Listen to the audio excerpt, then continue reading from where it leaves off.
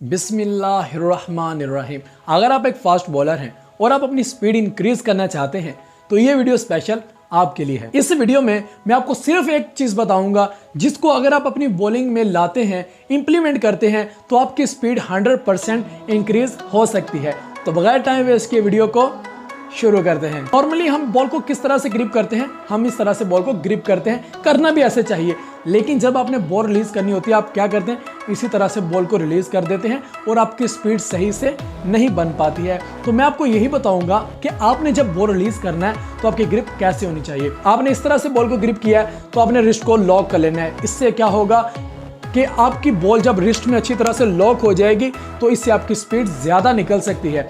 ये देख लीजिए, इस तरह से बॉल को नहीं, इस तरह से आपने बॉल को अपनी रिस्ट को लॉक कर लेना है। इस एंगल से भी एक बार देख लीजिए, इस तरह से आपने अपनी ग्रिप को लॉक कर लेना है। इस तरह से आपने अपनी ग्रिप को जब लॉक कर लिया तो फिर जब आपने बॉल को रिलीज करना है तो आपने इस तरह से बॉल को मारना है।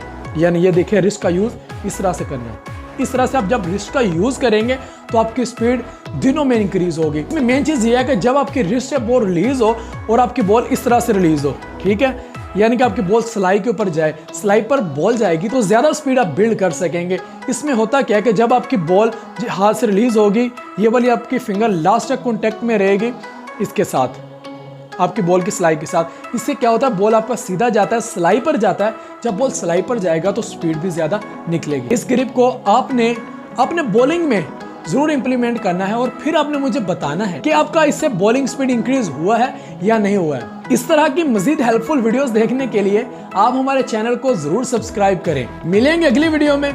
अगली वीडियो तक के लिए दीजिए इजाजत। अल्लाह हाफिज।